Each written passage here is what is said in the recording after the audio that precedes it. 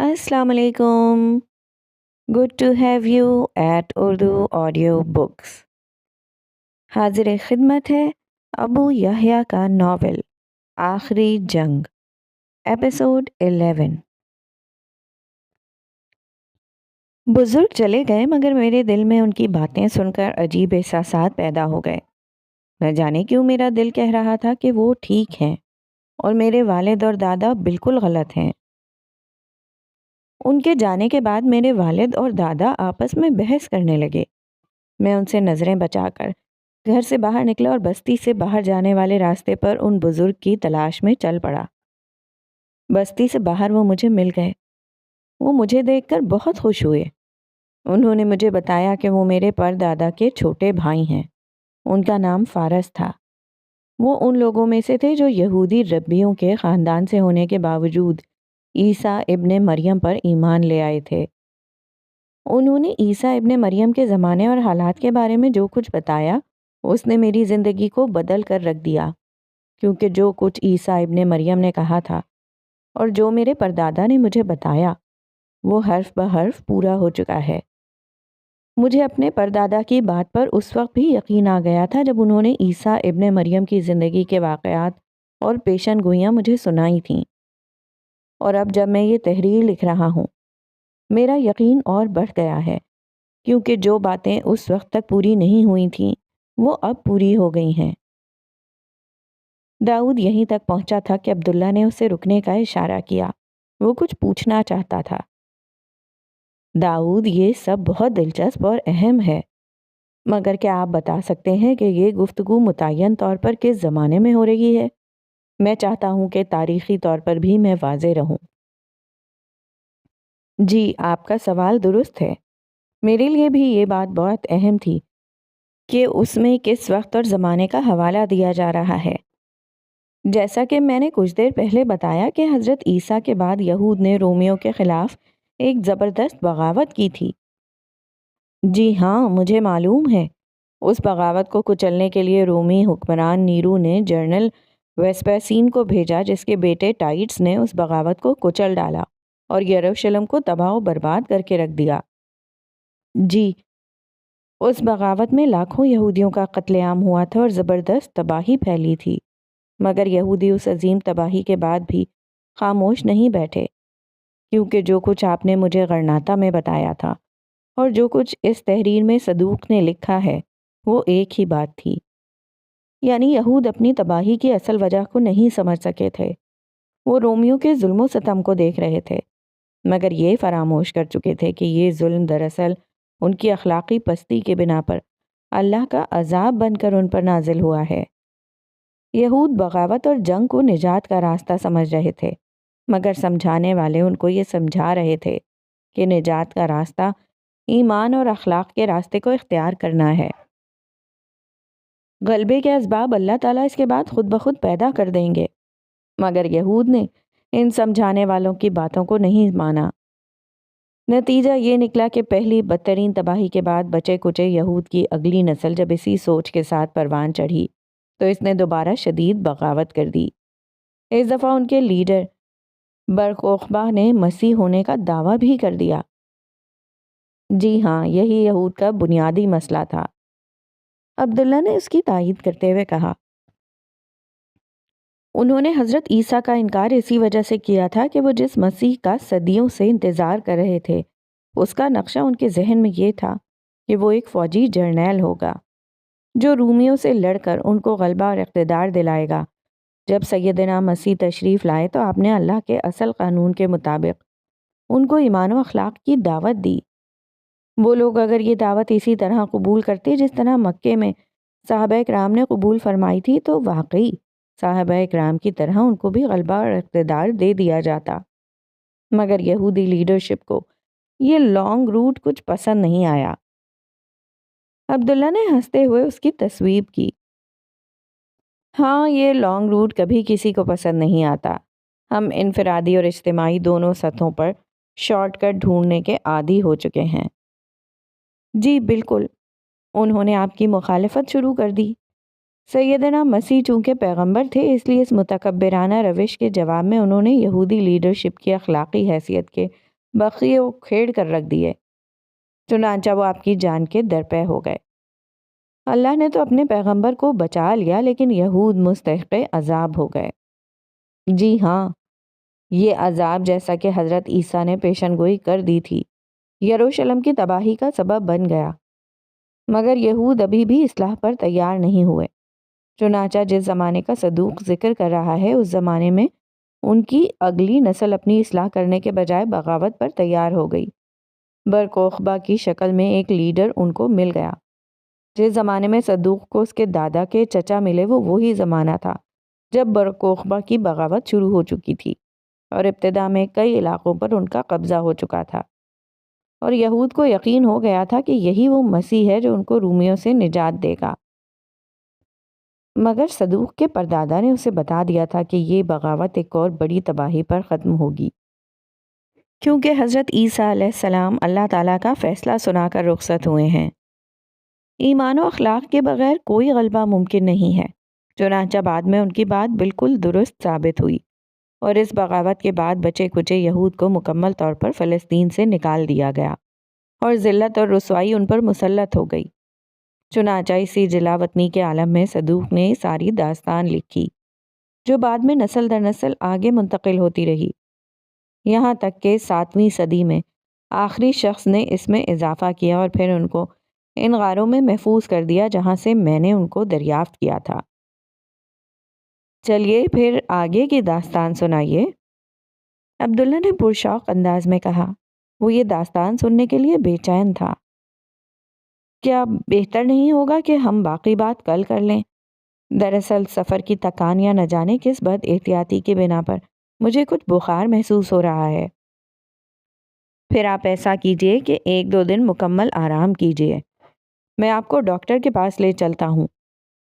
نہیں، اس کی ضرورت نہیں، میرے خیال میں آرام سے ٹھیک ہو جاؤں گا۔ ٹھیک ہے، پھر ہم 1-2 دن میں آپ کے بہتر ہونے کے بعد ملیں گے۔ میں آپ کو آپ کے ہوٹل چھوڑ آتا ہوں۔ سارا دن گھر میں اکیلی ہی رہی تھی۔ اس کی ساس سمینہ دن بھر باہر گئی ہوئی تھی۔ اسے نہیں اندازہ تھا کہ واقعی ان کی کوئی مصروفیت تھی یا پھر اس کے لوٹ آنے کی بنا پر وہ گھر سے دور رہنا چاہتی تھیں۔ سپہر کے وقت اس نے ملازموں سے معلوم کیا تو پتہ چلا کہ وہ گھر لوٹ آئی ہیں۔ وہ عادت کے مطابق باہر لان میں بیٹھ کر چائے کا انتظار کر رہی ہیں۔ وہ جلدی سے کچن میں گئی اور اپنی نگرانی میں بہت اہتمام سے چائے بنوا کر ان کے لیے لان میں لے آئی۔ اسے دیکھ کر انہوں نے برا سا منہ بنایا مگر کچھ کہا نہیں۔ انہیں چائے دے کر وہ واپس نہیں گئی بلکہ وہیں بیٹھ گئی۔ ساس کا منہ پھولا ہوا تھا۔ وہ نرمی سے بولنے لگی، چچی، میں اپنی بدتمیزی پر آپ سے معافی مانگنا چاہتی ہوں۔ مجھے آپ کی بڑائی کا اندازہ ہی نہیں ہو سکا تھا۔ آپ واقعی بہت عظیم ہیں کہ آپ نے اپنی مرضی نہ ہونے کے باوجود حمزہ کی ضد پر میرے رشتے کے لیے حامی بھری۔ ہم لوگ آپ کے اسٹیٹس کے نہیں تھے، پھر بھی آپ نے مجھے برداشت کیا۔ میری بہت سی باتیں آپ کے معیار کے مطابق نہیں ہوں گی، میں کئی پہلوؤں سے آپ کی توقعات کے مطابق نہیں تھی، پھر بھی آپ نے مجھے اس گھر میں گوارا کیا۔ لیکن اب مجھے اپنی کمزوریوں اور خامیوں کا اچھی طرح سے احساس ہو گیا ہے۔ آپ جو غلطی مجھ میں دیکھیں، مجھے فوراً ڈانٹ کر میری اصلاح کر دیں۔ آپ میری ماں ہیں، میں آپ کی کسی بات کا برا نہیں مانوں گی، بلکہ آپ سے سیکھ کر مجھے بہت خوشی ہوگی۔ میں آپ کو یقین دلاتی ہوں کہ آئندہ کبھی آپ کو کسی قسم کی شکایت کا موقع نہیں ملے گا۔ سارا یہ کہہ کر خاموش ہو گئی۔ سمینہ تھوڑی دیر تک خاموش رہیں اور پھر بولیں، یہ ملازم بڑے ہڈ حرام ہوتے ہیں، ان پر نظر نہ رکھی جائے تو کوئی کام ٹھیک سے نہیں کرتے۔ تم اپنی نگرانی میں سارے کام کروایا کرو۔ جاؤ اور دیکھو یہ کچن میں کیا کر رہے ہیں۔ آپ بالکل بے فکر رہیں، میں ابھی جاتی ہوں۔ ایک لمحے کے لیے جھجکی اور پھر بولی، چچی، اگر آپ اجازت دیں تو میں گھنٹے بھر کے لیے امی کے ہاں سے ہو کر آ جاؤں۔ میں انہیں جا کر یہ خوشخبری سنانا چاہتی ہوں کہ آپ نے مجھے معاف کر دیا۔ آج نہیں، کل جانا۔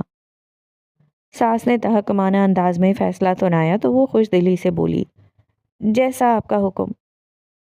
سارا یہ کہتی ہوئی فوراً کھڑی ہو گئی۔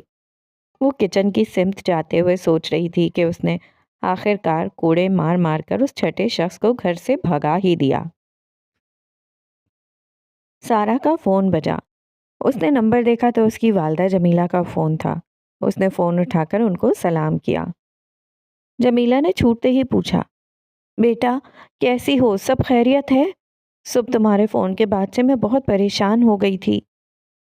نہیں امی، اللہ کا شکر ہے، سب ٹھیک ہو گیا۔ عبداللہ صاحب کی باتوں پر عمل کر کے میں نے اپنا مسئلہ بڑی حد تک حل کر لیا ہے۔ اللہ کا شکر ہے، مگر بیٹا ہمارے مسئلے تو ختم نہیں ہو رہے۔ صبا ایک انتہا پر پہنچی ہے تو سعد اور جنید دوسری انتہا پر پہنچ گئے ہیں۔ کیا تم نائمہ سے بات کر کے عبداللہ صاحب سے ہماری ایک ملاقات رکھوا سکتی ہو؟ ہاں امی، کیوں نہیں، میں ابھی بات کرتی ہوں، بلکہ کل میں آپ کے گھر آ رہی ہوں۔ میں خود آپ سب کو ان کے ہاں لے چلوں گی۔ آپ جنید اور سعد سے کہیں کہ وہ بھی تیار رہیں۔ ہاں بیٹا، ان دونوں کو لے کر جانا بھی بہت ضروری ہے۔ میں جنید کو چھٹی کروا لوں گی، سعد تو پہلے ہی فارغ رہتا ہے۔ چلیے ٹھیک ہے، اللہ حافظ۔ خدا حافظ بیٹا۔ ایک دن کے وقفے کے بعد داؤد پھر عبداللہ کے گھر میں موجود تھا۔ اس کی طبیعت بہتر ہو چکی تھی اور تکان بھی مکمل طور پر اتر گئی تھی۔ عبداللہ نے کہا، ہم نے صدوق کے واقعات سن لیے تھے، اب آگے بتائیے۔ جی ضرور، میں بتاتا ہوں، لیکن داستان کے اگلے حصے کا آغاز کرنے سے قبل پس منظر کی کچھ تفصیلات بیان کر دوں۔ ٹھیک ہے، عبداللہ نے کہا۔ اب داستان کا وہ حصہ ہے جو صدوق کے دادا اسے سنا رہے ہیں کہ جب حضرت عیسیٰ علیہ السلام نے اپنی دعوت کا آغاز کیا تو کیا ہوا تھا۔ یہ وہ زمانہ تھا جب یہود کی نیم خود مختار ریاست یہودیہ میں، جس کا بادشاہ ہیرودوس تھا، عیسیٰ علیہ السلام کی بعثت ہوئی۔ یہ ریاست رومی سلطنت کے زیر سایہ اپنی مذہبی آزادی کو برقرار رکھے ہوئے تھی۔ داخلی طور پر یہ خود مختار تھی، تاہم ان رومی سلطنت کو خراج دینا ہوتا تھا، اور اصلاً یہاں رومی حکومت ہی کا اقتدار قائم تھا، جس کی نمائندگی گورنر کرتا تھا، جس کا نام پلاطس تھا۔ اسی زمانے میں حضرت عیسیٰ علیہ السلام کی بعثت ہوئی اور صدوق کے پردادا فارس ان پر ایمان لے آئے۔ اس دستاویز میں بیشتر حصے انہی سے متعلق ہیں، یعنی کہ پہلے صدوق کی داستان تھی اور اب اس کے پردادا فارس کے احوال ہیں۔ جی ہاں، ایسا ہی ہے۔ چلیے اللہ کا نام لے کر شروع کیجئے، عبداللہ نے کہا، اور داؤد نے یہ داستان سنانا شروع کر دی۔ یہ رومی ہم پر کس قدر ظلم ڈھاتے ہیں۔ کیا ہم خدا کی محبوب مقام نہیں ہیں؟ ہم خدا کا گھرانہ نہیں ہیں؟ کیا ہم میں انبیاء اور کتابیں نہیں اتریں؟ کیا ہم ایک خدائے واحد کے ماننے والے نہیں ہیں؟ پھر یہ بت پرست رومی ہم پر کیوں حکمران ہیں؟ نوجوان فارس شدید غصے میں تھا۔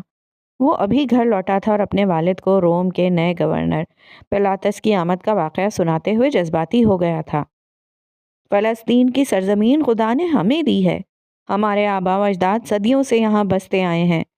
ہم داؤد اور سلیمان کے وارث ہیں، مگر اب رومی ہم پر قابض ہیں اور ہم ہر طرح سے ان کے محتاج ہو چکے ہیں۔ فارس کے والد، جو خود ایک یہودی عالم تھے، خاموشی سے اس کی بات سنتے رہے۔ جب وہ چپ ہو گیا تو بولے، بیٹا مسیح کی آمد کا وقت ہو چکا ہے۔ صحیفوں میں یہ بات لکھی ہوئی ہے کہ جب مسیح آئے گا تو ہمیں ان بت پرستوں کی غلامی سے نجات دے گا۔ نہ صرف فلسطین بلکہ پوری دنیا پر یہودیوں کی حکومت قائم ہو جائے گی۔ ایک مسیح آیا ہوا تو ہے، وہ نبوت کا دعویٰ کر رہا ہے، وہ ہر جگہ اپنی دعوت دے رہا ہے، معجزات دکھا رہا ہے، خدائی بادشاہی کے آنے کی خوشخبری سنا رہا ہے۔ میں کہتا ہوں کہ ہم کو اس کا ساتھ دینا چاہیے۔ اگر صحیفوں کی بات ٹھیک ہے تو یقیناً ہم بہت جلد غالب آ جائیں گے۔ تمہارا دماغ خراب ہوا ہے، وہ جھوٹا نبی ہے، ہم اس کے پیچھے کیسے چل سکتے ہیں؟ وہ جھوٹا کیسے ہو گیا؟ میں نے خود اس کی باتیں سنی ہیں، وہ تو بہت اچھی باتیں کرتا ہے۔ وہ اچھی باتیں کرتا ہے؟ وہ کمتر اور حقیر لوگوں میں گھرا رہتا ہے۔ اسے کچھ جادو آتا ہے اور اس کے پاس کچھ بدروحیں ہیں جن کی مدد سے وہ عام لوگوں کو بے وقوف بناتا ہے، مگر ہم اس کی باتوں سے بے وقوف نہیں بن سکتے۔ ابا، مجھے تو لگتا ہے کہ آپ کو اس نبی کی باتیں اس لیے اچھی نہیں لگتی کیونکہ وہ ربیوں کو سخت برا بھلا کہتا ہے۔ وہ کہتا ہے کہ ہم لوگ خاموش، ایک لفظ بھی زبان سے نہ نکلے۔ وہ بزرگوں کی روایت کے خلاف کھڑا ہے اس نے کسی ربی کا شاگرد بن کر کسی سے کچھ نہیں سیکھا، وہ صرف ہماری گدی چھیننا چاہتا ہے، وہ عوام کی نظروں سے ہمیں گرانا چاہتا ہے، آئندہ تم کبھی اس کے پاس نہیں جانا۔ فارس کو اندازہ ہو گیا کہ باپ سے گفتگو کا کوئی فائدہ نہیں، وہ خاموشی سے اٹھا اور اندر چلا گیا۔ حضرت عیسیٰ علیہ السلام ہیکل میں موجود تھے۔ ہیکل کو ایک مسجد کے طور پر اللہ کی عبادت اور بندگی کے لیے بنایا گیا تھا، مگر اس وقت وہ کسی عبادت گاہ کے بجائے خرید و فروخت کے ایک بازار کا منظر پیش کر رہا تھا۔ یہ دیکھ کر حضرت عیسیٰ جلال میں آ گئے۔ انہوں نے وہاں خرید و فروخت کرنے والوں کے پتھاروں اور چوکیوں کو الٹنا شروع کر دیا۔ وہ فرماتے جاتے کہ اللہ نے اس گھر کو عبادت گاہ بنایا تھا، مگر تم نے اس کو ڈاکوؤں کی کھو اور بھٹ بنا دیا ہے۔ ان کا روئے سخن ان یہودی فقیہوں اور عالموں کی طرف تھا جن کی نگرانی میں یہ بازار لگا ہوا تھا اور جس کے منافع کا ایک حصہ ان کو بھی ملتا تھا۔ یہودی علماء ایک مافیا بن کر یہاں چھائے ہوئے تھے۔ آج آن جناب اس مافیا کو فیصلہ کن وارننگ دینے کے لیے بیت المقدس تشریف لائے تھے۔ فارس بھی اپنے والد کے ساتھ کھڑا یہ منظر دیکھ رہا تھا۔ اس کے والد اور دوسرے فقہا یہ سب کچھ دیکھ رہے تھے، مگر وہ کچھ نہیں کر سکتے تھے کیونکہ اس وقت حضرت عیسیٰ کے ساتھ کافی لوگ موجود تھے۔ ان کا حوصلہ نہیں ہو رہا تھا کہ وہ ان کے خلاف کوئی قدم اٹھائیں۔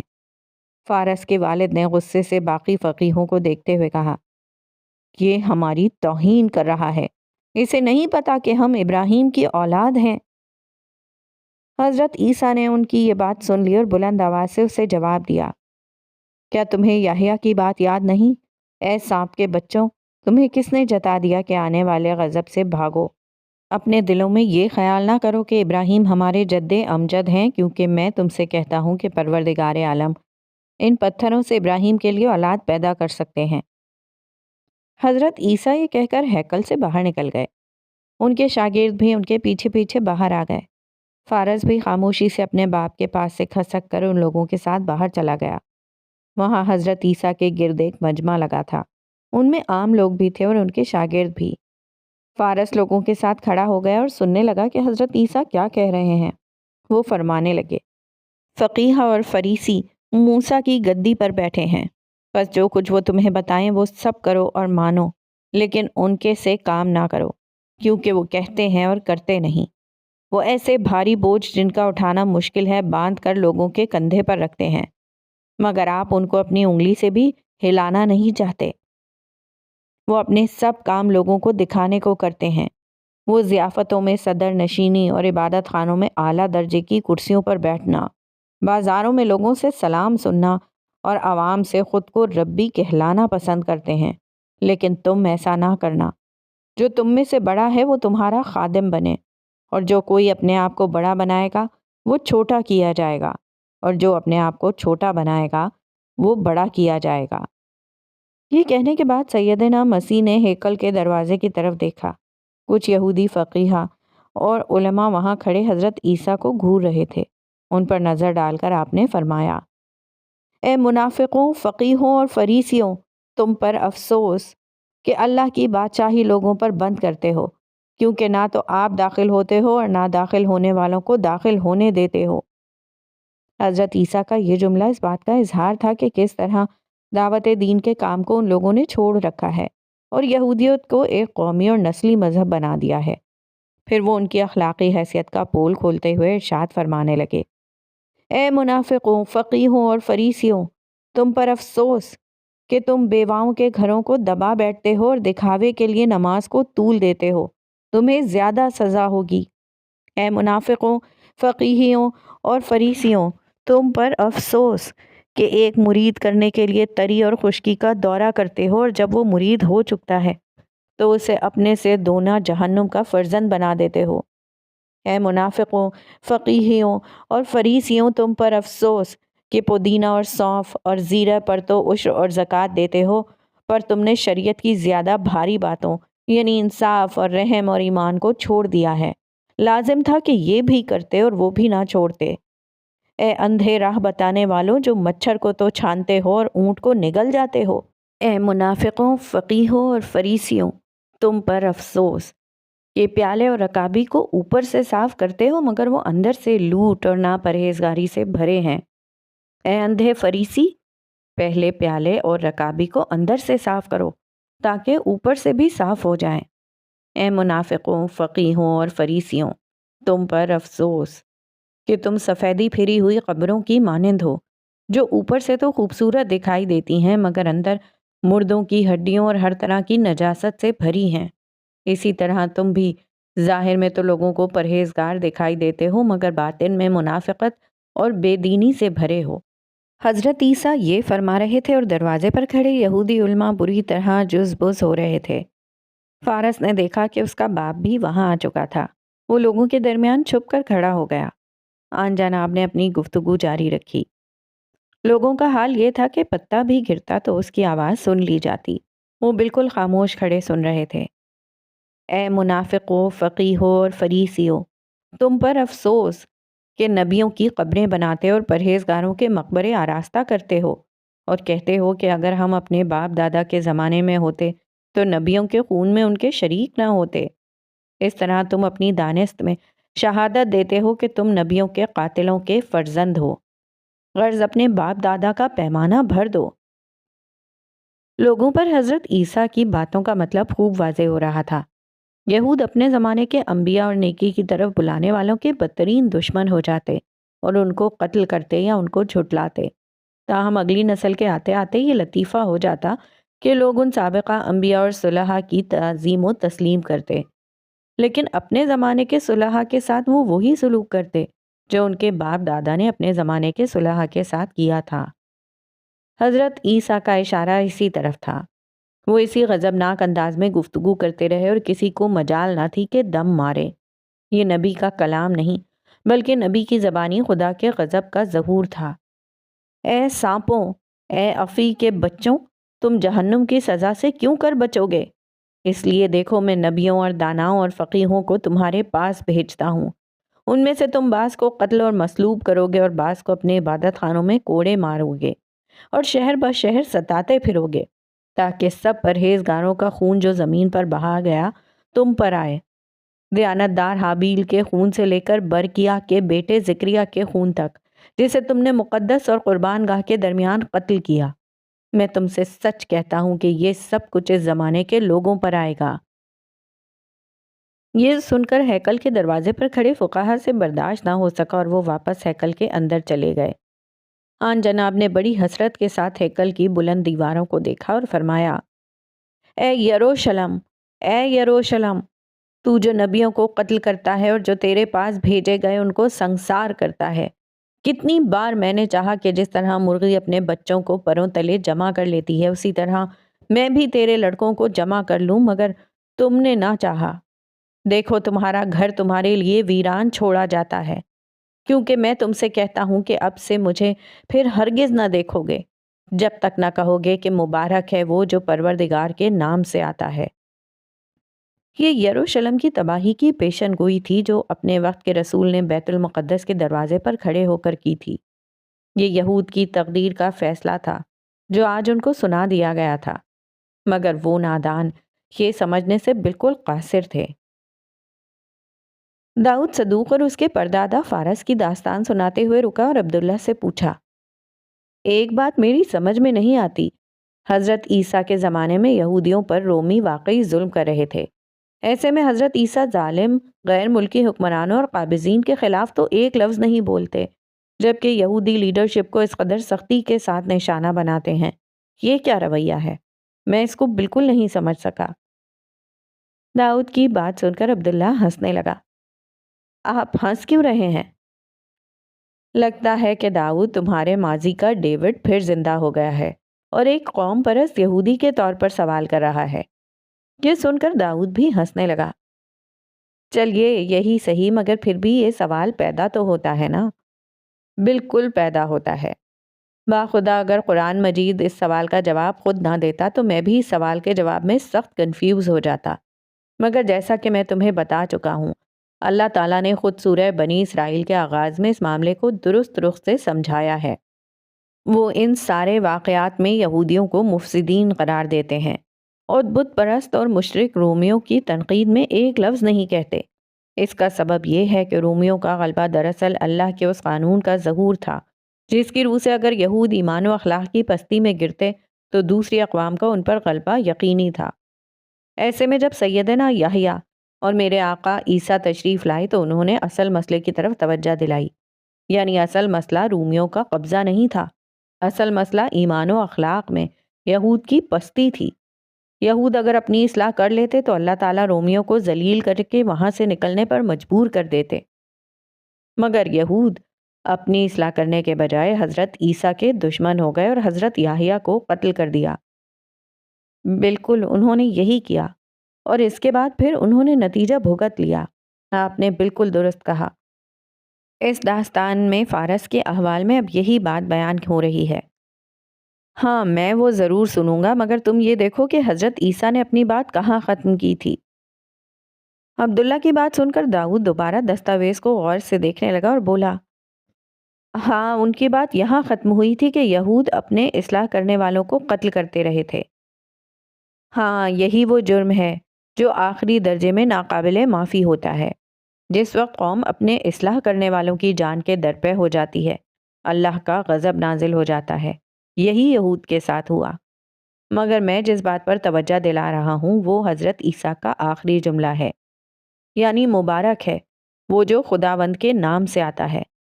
یہ اس بات کی طرف اشارہ ہے کہ اب رسول اللہ صلی اللہ علیہ وآلہ وسلم تشریف لائیں گے، وہی آ کر حضرت عیسیٰ کی شخصیت اور تعلیمات پر پڑے ہوئے پردے صاف کریں گے، گویا دنیا آپ کی حقیقی شبیہ دوبارہ دیکھ لے گی۔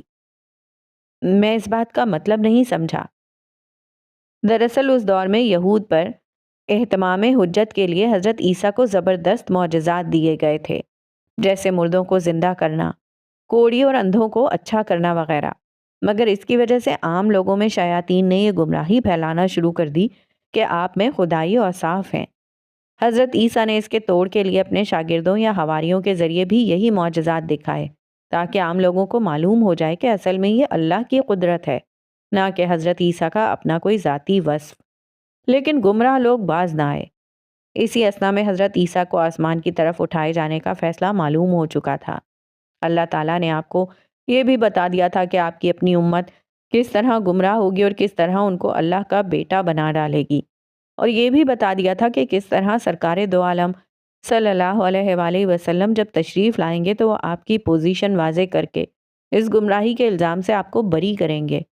اسی لیے آپ نے رفع آسمانی سے قبل بار بار حضور کی آمد کا ذکر بھی کیا اور بڑے ادب و احترام سے یہ کہہ کر آپ کا ذکر کیا کہ دنیا کا سردار آتا ہے، مجھ میں اس کا کچھ نہیں ہے، اور یہ کہ میں اس کی جوتی کا تسمہ باندھنے کے قابل بھی نہیں ہوں۔ آپ نے بالکل درست کہا۔ ان دستاویزات میں فارس کی جو داستان درج ہے ان میں ٹھیک ایسی ہی باتیں ہیں۔ دراصل یہ ساری باتیں موجودہ انجیل میں بھی لکھی ہوئی ہیں، مگر جب کوئی ماننا ہی نہ چاہے تو کیا کیا جا سکتا ہے؟